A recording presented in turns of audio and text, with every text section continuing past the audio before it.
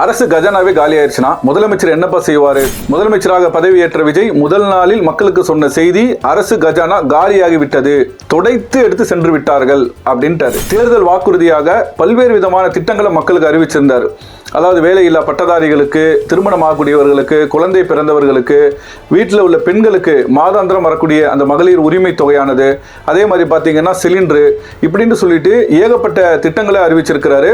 அந்த திட்டங்கள் எல்லாம் நிறைவேற்றப்படும் என்று மக்கள் எதிர்பார்க்கின்ற பொழுது உண்மையில் அரசு கஜானா காலியாக இருக்கிறதா, அதனுடைய நிலவரம் என்ன, ரொம்ப சுருக்கமான இந்த வீடியோல நான் சொல்லிடுறேன். அவர் பிரதானமாக வைக்கக்கூடிய குற்றச்சாட்டு, முந்தைய அரசு 10 லட்சம் கோடி விட்டு சென்றிருக்கிறார்கள் அப்படின்னு சொல்றாரு.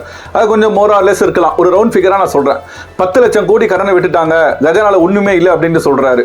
10 லட்சம் கோடி கடன் என்பது உண்மைதான், அதுல மாற்று கருத்து இல்லை. ஏன் அப்படின்னு சொன்னா, முந்தைய பட்ஜெட்லேயே தங்கம் தென்னரசு நிதியமைச்சராக இருக்கும் பொழுதே அவர் வெளிப்படையாக சொன்னதுதான், இந்த 2026-27க்கான அந்த காலகட்டத்துக்கு உண்டான கடனையும் சேர்த்து 10,71,000 கோடி தமிழக அரசுக்கு கடன் என்று சட்டசபையிலே வெளியிட்ட ஒரு தகவல் தான் அது. இப்ப கடன் இருக்கு அப்படிங்கிறதுனால இந்த மாநிலத்தில் கஜானா காலியா அப்படின்னு கேட்டா அது முற்றிலும் பொய். முதல்ல கடன் இல்லாம எந்த மாநிலம், எந்த நாடு செயல்படுது அப்படின்றது பாருங்க. உலகத்திலேயே மிகப்பெரிய பணக்கார நாடு அப்படின்னு சொல்றதா அமெரிக்காவை சொல்லலாம், சைனாவை சொல்லலாம்.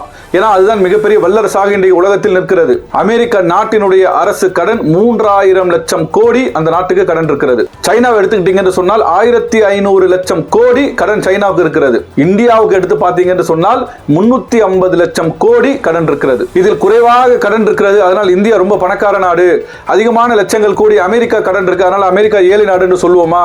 கண்டிப்பா சொல்ல மாட்டோம். ஏன் அமெரிக்காவை ஏழை நாடுன்னு சொல்ல மாட்டோம்?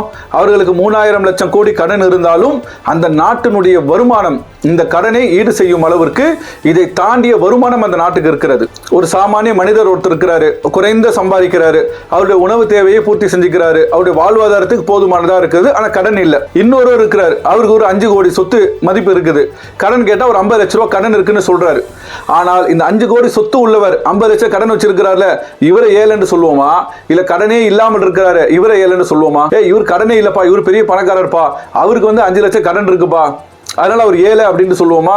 இந்த வித்தியாசம் தான். இந்த நாடுகள் வாங்கக்கூடிய கடனும் அந்த நாட்டினுடைய வருமானத்தை வைத்துதான்.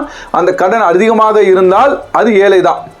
ஆனால் அந்த நாட்டினுடைய வருமானம் அதிகமாக இருந்து கடன் அதற்கு குறைவாக இருக்கும் பட்சத்தில் அது ஒரு பெரிய பிரச்சனை இல்லை. இப்ப நம்ம தமிழ்நாட்டுக்கு வருவோம். தமிழக அரசு கடுமையாக கடன்ல நெருக்கடியில் விட்டுட்டு போயிருச்சுன்னு விஜய் சொல்றாருல்ல, இதை நான் ஒரு சின்ன ஒரு ஒப்பீடோடு நான் சொல்றேன். இப்ப 2021 கரெக்டா திமுக அரசு பொறுப்பேற்கிறாங்க. அதற்கு முந்தைய 20வது ஆண்டுகள் 19 பார்த்தீங்கன்னா கொரோனாவுடைய காலகட்டம். அப்போ உள்ள இந்த ஜிடிபியை பார்த்தோம்னு சொன்னா குறைவாக இருக்கும், அதை ஒப்பிட முடியாது. அதற்கு முந்தி 2018 காலகட்டத்தை எடுத்துக்கிறங்க. அதிமுக ஆட்சி செய்த காலகட்டத்தில் 2018 தமிழகத்தினுடைய ஜிடிபி 16 லட்சம் கோடி. எவ்வளவு? 16 லட்சம் கோடி. அதே நீங்க இப்ப கடைசியாக 2025-26 திமுக ஆட்சி செய்து அவர்கள் கடைசியாக விட்டு செல்கின்ற பொழுது இந்த மாநிலத்தினுடைய ஜிடிபி எவ்வளவுன்னு கேட்டா 35 லட்சம் கோடி. கிட்டத்தட்ட 2018 இருந்த தமிழகத்தினுடைய உள் மாநில உற்பத்தி, அதாவது ஜிடிபியினுடைய ரேட்டிங் எப்படி இருக்குன்னு கேட்டா 16 லட்சம் கோடி வரவு வந்த இடத்துல இப்ப 35 லட்சம் கோடியாக, ஒரு மடங்கை விட கூடுதலாக இன்றைக்கு தமிழகம் வருமானம் பெற்றுக் கொண்டிருக்கிறது.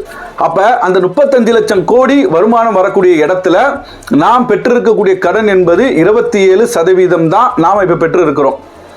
இதை நம்முடைய வரவை கொண்டு எளிதாக சமாளிக்க முடியும், இது ஒரு பிரச்சனையே கிடையாது. ஆனால் இதை தாண்டி மகாராஷ்டிரா, உத்தரப்பிரதேசலாம் பார்த்தீங்கன்னு சொன்னால் அவருடைய மாநில ஜிடிபியை விட 35-40% அளவுக்கு கடன் பெற்றிருக்கிறார்கள். அந்த மாநிலத்தினுடைய வரவை விட கடன் அதிகமாகும் பொழுதுதான் அந்த மாநிலம் கடுமையான பொருளாதார நிதி நெருக்கடிக்கு உள்ளாகும். ஆனால் தமிழகத்தை பொறுத்த வரைக்கும் ஒட்டுமொத்த இந்தியாவிலேயே பொருளாதார வளர்ச்சியில முதன்மை மாநிலமாக இருந்தது. அவ்வளோ பெரிய நிதி ஆதாரத்தை விட்டு சென்ற ஒரு அரசை நீங்க பாராட்டலாலும் பரவாயில்ல, சாமானிய மக்களை ஏமாற்றும் விதமாக ஒரு வடிகட்டிய பொய்யை சொல்றீங்க. கஜானா காலி, வலிச்சு எடுத்துட்டு போயிட்டாங்கன்னு சொல்றீங்க. இந்தியாவிலேயே முதன்மை பொருளாதார வளர்ச்சி பெற்ற மாநிலம், GDP cross state domestic product 35 லட்சம் கோடியை இன்றைக்கு எட்ட செய்திருக்கிறது 25-26. இது உங்களுக்கு கடன்ல விட்டு சென்ற, நஷ்டத்தில் விட்டு சென்ற மாநிலமா? ஒரு அரசியல் கட்சியின் மீது விருப்பு வெறுப்பு இருக்கலாம், விமர்சனம் வைக்கலாம், அதெல்லாம் மாற்று கருத்து இல்ல. இப்ப விஜய் முதலமைச்சரா வந்திருக்கிறாரு, நல்ல விஷயங்கள் செஞ்சா தாராளமா பாராட்டலாம், திமுக குறை செய்தால் தாராளமா விமர்சனம் செய்யலாம். ஆனால் கண்மூடித்தனமாக எல்லாவற்றையும் மறைத்து பொய்யை மக்களிடத்துல சொல்லி அரசியல் செய்யக்கூடாது.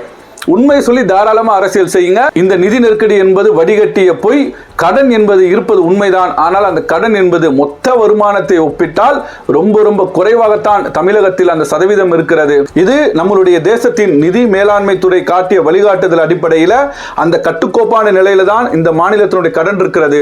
ஏன் என்று கேட்டால் பெற்ற கடன்களை எல்லாம் வளர்ச்சிக்கான திட்டங்களில் முதலீடு செய்திருக்கிறார்கள், பொருளாதார வரவை பெருக்கி இருக்கிறார்கள், உள்நாட்டு உற்பத்தி அதிகரித்திருக்கிறது, தமிழகம் உண்மையிலேயே வளர்ச்சி அடைந்திருக்கிறது. இதை திறம்பட புதிதாக பதவியேற்ற முதலமைச்சர் செயல்படுத்துவாரேயானால் வாக்களித்த அத்தனை திட்டங்களையும் சரியான முறையில் நிறைவேற்ற முடியும். இன்னும் இந்த மாநிலத்தை பெரும் வளர்ச்சிக்கு கொண்டு செல்ல வேண்டும். எப்படி கடந்த ஆட்சியில் இருந்த ஜிடிபியை விட ஒரு மடங்கு கூடுதலாக 16 லட்சம் கோடி எங்க இருக்கிறது, 35 லட்சம் கோடி எங்க இருக்கிறது. இதை அடுத்து 50, 60, 70 லட்சம் கோடிக்கு இந்த அரசு கொண்டு செல்ல வேண்டும். அதற்கான திறம்பட செயல் திட்டங்களை வகுத்து அதுக்கான முயற்சியில் ஈடுபட வேண்டுமே தவிர முந்தைய ஆட்சியை குறை சொல்லி பொய்யை பரப்பி கஜானா காலி என்று சொல்லி இதை மீண்டும் தமிழகத்தில் பின்னுக்கு தள்ளிவிடக் கூடாது என்பதுதான் இந்த மாநிலத்தில் உள்ள ஒவ்வொருவருடைய விருப்பமும் கூட.